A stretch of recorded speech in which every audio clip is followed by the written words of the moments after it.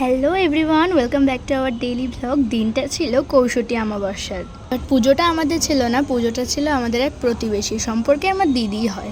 তাদের বাড়িতে মাকে বলা হয়েছিল যে একটু ভোগগুলো করে দেওয়ার জন্য, তাই জন্য মা ভোগগুলো সব করছিল। আর তখন আমি মায়ের পাশে বসে এই ভিডিওগুলো করছিলাম আর ভাবলাম কালী ঠাকুরের কয়েকটা ক্লিপস নিয়ে নিই, যাতে একটা সুন্দর দেখে রিলস ভিডিও বানাতে পারি।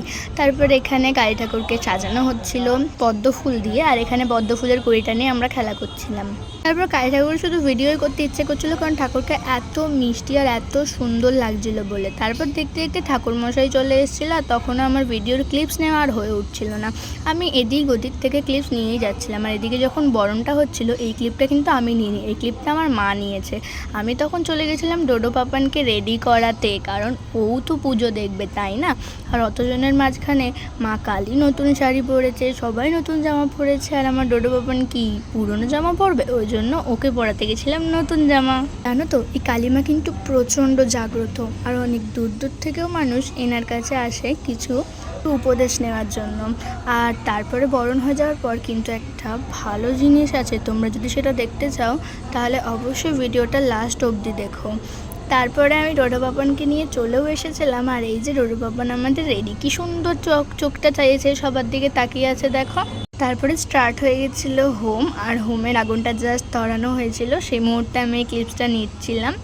এর আগে যেন নিচে কি সুন্দর আবির দিয়ে আঁকা হয়েছিল, বাট ওগুলো আমি ক্লিপস নিইনি। আর এখন এখানে ওই ঘি ফি এসব কিছু দেওয়া হচ্ছিলো, আমি ঠিক জানি না, আমি জাস্ট বসে বসে দেখছিলাম। তারপরে ফাইনালি আমাদের হোমের আগুন পুরো ধুধু ধুধু করে আর জ্বলতে শুরু করে দিল। আর তখন আমি এই যে ক্লিপসগুলো না, একটা রিলস ভিডিও শ্যুট করার জন্য এই ক্লিপসগুলোকে এরকমভাবে নিচ্ছিলাম।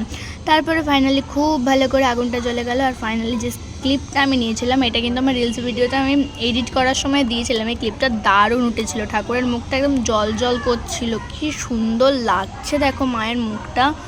মাকে কিন্তু জাস্ট দারুণ লাগছিল। তারপরে আমিও বসে বসে একটু হোম দেখে নিয়েছিলাম। আর হোম দেখতে দেখতে আমার অবস্থা দেখছো, কতটা ঘেমে নে স্নান হয়ে গিয়ে কেমন অদ্ভুত একটা লাগছিল, পুরো ত্রাপটা আমার মুখের মধ্যে আসছিল, ওই জন্য আমার খুবই অসহ্যজনক লাগছিল। তারপরে আমি চলে গেছিলাম। আর এই যে যখন আমি গেছিলাম ঘরে একটু খেতে, তখন এই জিনিসটা হচ্ছিল, ঠাকুরের ভর এসেছিল। আমি ক্লিপসটা খুব একটা ভালোভাবে নিতে পারিনি, কারণ আমি সামনাসামনি ছিলাম না, আমি দূর থেকে উঁচু হয়ে তোমাদেরকে দেখানোর জন্য এই ক্লিপসটা নিয়েছি।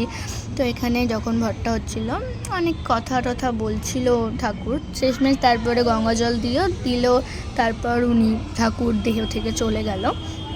তোমরা কোনোদিন নিজের চোখে এরকম ভর দেখেছো কি না আমাকে কমেন্টে কিন্তু অবশ্যই জানাবে। তারপরে রাত্রিরে খাওয়া দাওয়ার জন্য আয়োজন হচ্ছিল। আর এখানে আমি চলে গেছিলাম জেঠিমাদের বাড়িতেও পুজো হচ্ছিল, তাই জন্য। আর এখানে বসে বসে কাকে দেখে হাসছি জানো? বলো তো কাকে দেখে হাসছি? হ্যাঁ, আমি নিজেকে দেখেই হাসছি আয়নার মধ্যে।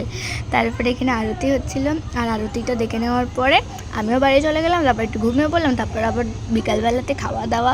ভিডিও ভালো লাগলে অবশ্যই লাইক কমেন্ট শেয়ার করে দিও। টাটা।